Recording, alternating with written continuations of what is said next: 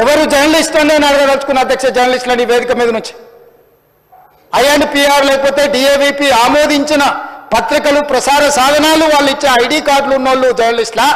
ఎవడు పడితే వాడు ఏదో ఒక ట్యూబ్ పెట్టుకొని మమ్మల్ని ఇష్ట రాజ్యంగా అధ్యక్ష, ప్రజా జీవితంలో ఉన్నాం కాబట్టి నిజంగా ఓపిక పడుతున్నాం అధ్యక్ష, రక్తం మరుగుతుంది. ఏంది భాష అది అధ్యక్ష? కుటుంబ సభ్యులను అంతేసి మాటలు అంటుంటే అసలు మీరు మనుషులా అని నేను వాళ్ళని అడగదలుచుకున్నా అధ్యక్ష. మీకు భార్య బిడ్డలు లేరా? తల్లిదండ్రులు లేరా? మీ అమ్మనో నీ చెల్లినో నీ భార్యనో ఈ రకంగా మాట్లాడితే నువ్వు ఇంతవా నేను అడుగుతున్నా. ట్విట్టర్లో పెట్టినోని అరెస్టును ఖండించినోని, నా భార్య నా బిడ్డను తిడితే నాకు నొప్పి అవుతుంది కానీ నీకు ఒక ఆడపిల్లను అవమానిస్తుంటే నీకు నొప్పి కావా? ఏ సంస్కృతిలో ఉన్నారని నేను అడుగుతున్నా అధ్యక్ష. తోడుకలు తీస్తే అధ్యక్ష, ముఖ్యమంత్రిగా చెప్తున్న ఒక్కనొక్కని బట్టలు పదేసి రోడ్డు మీద తిప్పిస్తా అధ్యక్ష. రాజకీయాలు ప్రజా జీవితంలో ఉన్నది మేము.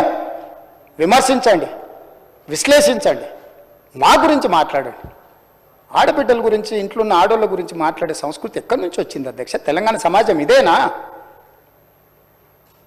రజాకర్లకు, నిజాంలకు, భూస్వాములకు, పెత్తందారులకు వ్యతిరేకంగా పోరాటం చేసిన స్ఫూర్తి ఓ రామ్జీవ్ గోండు, కొమరం భీమ్, ఓ చాకలి ఐలమ్మ, ఈ ప్రాంతంలో దొడ్డి కొమరయ్య, ఓ సర్దార్ సర్వాయి పాపన్న గౌడు ప్రాతినిధ్యం వహించిన ప్రాంతం ఇది అధ్యక్ష. ఇది ఒక చైతన్యమైన ప్రాంతం.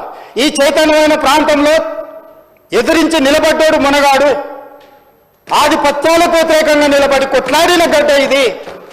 ఈ సంస్కృతిని మొత్తం సర్వనాశనం చేసి ఒక విష సంస్కృతిని నోటికొచ్చింది మాట్లాడి వాటిని పోస్టు చేయించి ఏం పైశాచిక ఆనందం అని నేను అడుగుతున్నా అధ్యక్ష. వాళ్ళు తిట్టిన తిట్లకు నా పేరు తీసి మీ పేరు రాసుకోండి. ఆడ మీకు అన్నం తినబుద్ధి అవుతుందో నేను చూస్తా. తెలంగాణ రాష్ట్ర ముఖ్యమంత్రి అయితే బలహీనం అయిపోయినట్ట అధ్యక్ష? అట్లా అనుకుంటుర్రా? ఓపిక పట్టిన అధ్యక్ష, నేను మర్యాదకుంటున్నా. మీకు ఎంతమంది ఉన్నారో తెలియదు. నాకు చికాకు వచ్చిందని తెలిస్తే లక్షలాది మంది పిల్లలు రోడ్డు మీదకి వచ్చి బట్టలిప్ప తీసుకొడతారు అధ్యక్ష ఒక్కడినొక్కడిని. నేను వద్దంటున్నా కాబట్టి, చట్టాన్ని గౌరవిస్తా కాబట్టి, చట్టాల పట్ల, శాసనాల పట్ల, ఈ భారత రాజ్యాంగం పట్ల మాకు సంపూర్ణమైన విశ్వాసం, నమ్మకం ఉంది కాబట్టి ఏమనుకుంటూ ఊరుకుంటున్నాం అధ్యక్ష. అది మా చేతగాని తనం కాదు. చంద్రశేఖరరావు గారు నీ పిల్లలకు చెప్పు, ఇది మంచిది కాదు, నువ్వు అనుకుంటున్నావేమో ఇట్లా ఏదో చేస్తే మానసికంగా కుంగదీసి దెబ్బతీసి రాజకీయంగా ప్రయోజనం పొందుదామని నువ్వేమన్నా కలలుగా అంటే నువ్వు అనుకుంటున్నావేమో. అట్లా కుదరదు చంద్రశేఖరరావు. నేను చెప్పదలుచుకున్నా, హద్దు దాటితే, మాట జారితే దాని ఫలితం ఎట్లుంటుందో అనుభవిస్తారని నేను చెప్పదలుచుకున్నా అధ్యక్ష. పదవి ఎంతకాలం ఉంటుందని కాదు, ఎట్లా ఉన్నామనే దాన్ని నేను లెక్కగడతా అధ్యక్ష. ఆత్మగౌరవం చంపుకొని పదవి కోసం లాలూచిపడి దిగజారే రాజకీయాలు నేను చేయను అధ్యక్ష. ఉన్నంత కాలమే ఉంటా, నిటారుగుంటా, నికార్సుగుంటా. ఏది పడితే అది మాట్లాడితే ఇక నుంచి ఊరుకొని నేను చెప్పదలుచుకున్నా. మీరు అనుకుంటున్నాం ఏది పడితే అది బాగా మాట్లాడితే చెల్లిపోద్ది, లేకపోతే కోర్టుకు పోతే బెయిల్ వస్తుంది, లేకపోతే ఈడిపోతే అది వస్తుంది, ఆడిపోతే ఇది వస్తుంది, మానసికంగా మమ్మల్ని దెబ్బతీసి ప్రయోజనం పొందాలని.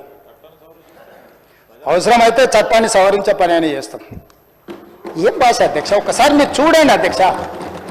ఆడపిల్లలు ఆ రకమైన భాషను వాడి ఆడపిల్లలే వాళ్ళ ప్లాట్ఫామ్లలో పోస్టింగ్ చేస్తే ఇది మంచిదా అధ్యక్ష? ఏం సాంప్రదాయం? తెలంగాణలో ఇట్లాంటి సాంప్రదాయం ఎప్పుడైనా ఉందా అధ్యక్ష? తెలంగాణ ఉద్యమం సందర్భంలో కూడా అంత పెద్ద ఎత్తున భావోద్వేగాలు ఉన్నప్పుడు కూడా ఇలాంటి భాషా ప్రయోగం జరగలేదు అధ్యక్ష. ఇదెక్కడి వింత పోకడలు, పైశాచిక ఆనందం అధ్యక్ష? వీటిని క్షమించే సమస్యనే లేదు అధ్యక్ష. నేను స్పష్టంగా చెప్పదలుచుకున్నా. చంద్రశేఖరరావు గారు వినండి, మీ పిల్లలకు బుద్ధి చెప్పండి. ఇలాంటి సాంప్రదాయం, సంస్కృతి భవిష్యత్ తరాలకు ఇవ్వదలుచుకోలేదు. దీన్ని ఇక్కడనే పాతరేయదలుచుకున్నా. ఉప్పు పాతరేస్తే ఇట్లాంటి సంస్కృతిని మీరు ప్రోత్సహిస్తే ఎవరిని వదలను. ప్రజాస్వామ్యయుతంగా ప్రతిపక్షంగా మీరు మాట్లాడండి, చెప్పండి, విమర్శించండి.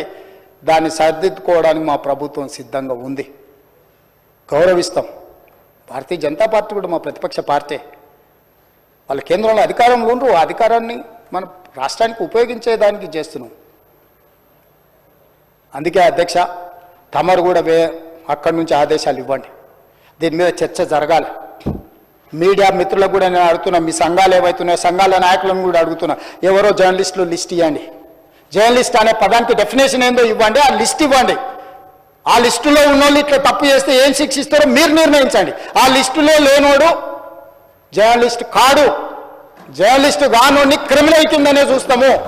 ఆ క్రిమినల్స్ని ఎట్లా జవాబు చెప్పాలనో గట్లనే చెప్తాం. ముసుగేసుకొని వస్తే ముసుగు ఊడవికి బట్టలు గుడ్డలు ఊడదీసి కొడతా అని చెప్తున్నా. నేను తమాషా చేయొద్దు. నేను కూడా మనిషిని, నాకు చీమునెత్తురుంది. అన్నిటికీ బరాయించుకుంటే తప్పులని అన్నిటిని మోసుకుంటే ఏదో కుర్చీలు ఉన్నా కాబట్టి ఊరుకుంటా అనేమన్నా ఏషాలు వేయదలుచుకోరాం. అన్ని చట్టపరంగానే చేస్తా. చట్టాన్ని పరిధి నేను దాటను. ప్రతిదానికి ఒక శిక్ష, ఒక విధానం ఉంది. ఏది కూడా పరిధి దాటను. ఎందుకంటే నేను ముఖ్యమంత్రిని. చట్ట పరిధిలోనే అన్ని శిక్షలు ఉంటాయి. జర్నలిస్టులకు కూడా నా సూచన, ఎవరు జర్నలిస్ట్ వాళ్ళ గుర్తింపు కార్డు ఏందో మీరు నిర్ణయించండి.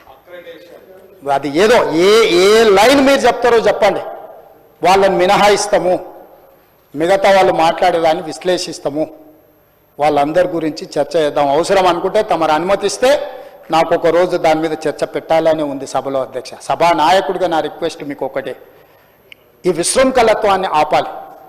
ఎక్కడో ఒక దగ్గర దీనికి పరిష్కారం చూపించాలి అధ్యక్ష. పరిష్కారం చూపించకపోతే భవిష్యత్తులో ఈ తెలంగాణ సమాజానికి ఇది ఒక చీడపురుగులాగా ఈ వ్యవస్థను దెబ్బతీసే పరిస్థితి వస్తుంది. దానికోసం చట్టసభలు, కరెక్ట్ శ్రీధర్ బాబు గారు చెప్పినట్టు, దీనికి చట్టసభలే ఉన్నదే చట్టాలు చేయడానికి. దానికి చట్టం చేద్దాం. ఒకసారి తమరి నేతృత్వంలో ఆదేశిస్తే లెజిస్లేటివ్ అఫైర్స్ మినిస్టర్ గారు జర్నలిస్ట్ సంఘాలను కూడా పిలిచి, అదేవిధంగా ఐఎన్పిఆర్ మినిస్టర్ గారు కూడా నా సూచన, మీరు పిలిచి కూర్చోబెట్టి మాట్లాడండి. ఇది చర్చ చేయండి. దీన్ని వదిలేసి ఊరుకుంటే ఎవరినో ఒకరిని అన్నారని కాదు, ఇది ఎవరినన్నా మనల్ని అందరిని అన్నట్లనే. నా ఒక్కడి ఆవేదన కాదు, ఇది అందరి ఆవేదన వినే నేను ఈరోజు చెప్పదలుచుకుంటున్నాను. నన్ను ఒక్కరిని ఏదో అన్నారు ఇదని కాదు. ఇది మాత్రం మాత్రం మంచిది కాదు. మీరు చర్చ పెట్టండి. దీని మీద చర్చ జరగాలి. ఒక మంచి సాంప్రదాయానికి తెలంగాణ వేదిక అవ్వాలి. అందరినీ సహకరించమని సభలో ఉన్న సభ్యులందరం కూడా చర్చించుకుందాం. స్వీయ నియంత్రణతో పాటు రాజ్యాంగపరమైన నియంత్రణ కూడా అవసరమే. ఎవరైనా పరిధి దాటినప్పుడు ఏ రకంగా శిక్షించాలనో దానికి అవసరమైన చట్టాన్ని చేయడానికి కూడా తమరిని అనుమతి ఇవ్వాల్సిందిగా కోరుకుంటూ తమరి దగ్గర సెలవు తీసుకుంటున్నా అధ్యక్ష. క్యూ న్యూస్లో పనిచేయటకు వీడియో ఎడిటింగ్ మరియు SEOలో అనుభవం గల జూనియర్ ఎడిటర్స్ కావాలను. సంప్రదించవలసిన నెంబర్ 8688926084. లేటెస్ట్ న్యూస్ తెలుగు మరియు ఇంగ్లీష్ అప్డేట్స్ కోసం ఇప్పుడే క్యూ న్యూస్ అఫీషియల్ యాప్ ని ప్లే స్టోర్ నుండి డౌన్లోడ్ చేసుకోండి. సరికొత్త సమాచారాల కోసం క్యూ న్యూస్ వెబ్సైట్ ని ఫాలో అవ్వండి. ఛానల్లో ప్రాంతీయ, జాతీయ, అంతర్జాతీయ వార్తలు వీక్షించండి. లైక్ చేయండి,